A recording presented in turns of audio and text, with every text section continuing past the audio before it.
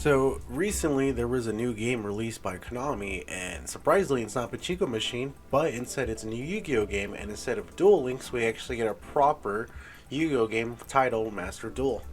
So right off the bat you can tell that this game is very inspired by Hearthstone, maybe Magic the Gathering Online, Hex, Card Hunters, and you name it, even hell, even Infinite Wars or whatever you want to call it. But at the core of its gameplay, it's just like a regular Yu-Gi-Oh game. So even if you're not familiar, the game offers main tutorials to new players.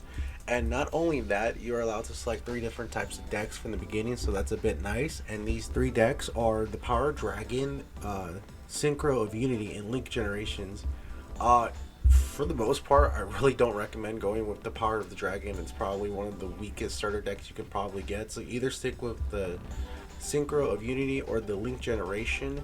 Those two are going to be your best bets because I guarantee in online most of these matches can get a bit wild, seeing as like all types of Yu-Gi-Oh cards are allowed in play, which is pretty cool. But maybe in the future, hopefully we can have like little sections where we can kind of separate from older cards from newer cards to make the game a little less complicated.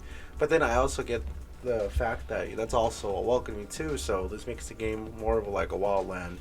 But there are solutions to counteract these decks, and I'll get into that right now. So in the main menu, there's going to be four different options. Duel is obviously dueling. Deck is obviously for your deck. Solo is for solo missions and shop.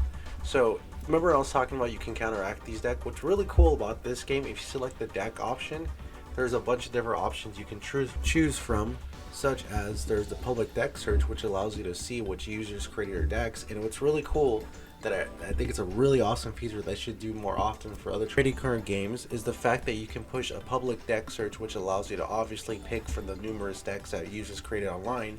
So if you're doing pretty bad in multiplayer, or hell even the single player, you can simply pick out which type of deck you want to go based off of, and if you select that deck, the game will show you exactly what cards you need and how to craft it, which we will get into the next part of this video. Once you find the type of deck you would like to go with, you simply go into the settings and hit edit deck, and then from there it will show you the exact cards and what you need. So each card has their own variant that goes from ultra rare to super rare to light rare to neutral and what have you. But as you continue playing the game, you are going to earn these things called gems. Now you can purchase this with real money, or you can simply earn it through actual battle and gameplay. And honestly, for your first start, definitely buy the little battle pass that the game offers you at the beginning, because you'll get your money's worth. And basically what this battle pass does at the moment is allow you to collect more rewards for your gems. So anywho, once you get your gems or whatever, you obviously use it to buy packs or whatnot, and this is where like the whole gimmick of the free to play thing starts to happen. But it's not as bad because it's pretty fair how many gems you're allowed to get. So once you purchase a numerous packs, there's also secret packs you can also purchase for a specific type of deck that you want to make. But anywho, once you find the deck that you do like in the public deck area, if you want to craft a certain type of card, you simply compare it to its rarity, and then you simply hit the card that you want after you edit the deck. And there's going to be two options. There's going to be a dismantle option, which is the red that gives you the proper resource, or you can generate the card, which of course in its name is to make the type of card you want. But mind you, it does get kind of bad because there are some times, and it's not all decks, it's just a deck that I'm personally trying to build, which is the Sky Striker deck, that there are going to be some ultra rare cards, and this is where it kind of gets a pain in the ass because, as you know, it is a free to play game. So if you're constantly buying packs or whatnot, you kind of have to rely on the luck. So you're basically gambling to get rather an ultra rare pack. And only certain types of cards have certain type of resources, so keep that in mind. So if you're trying to build like maybe a really good meta deck, probably keep that in mind and try to find other viable decks that don't have as many ultra rare cards.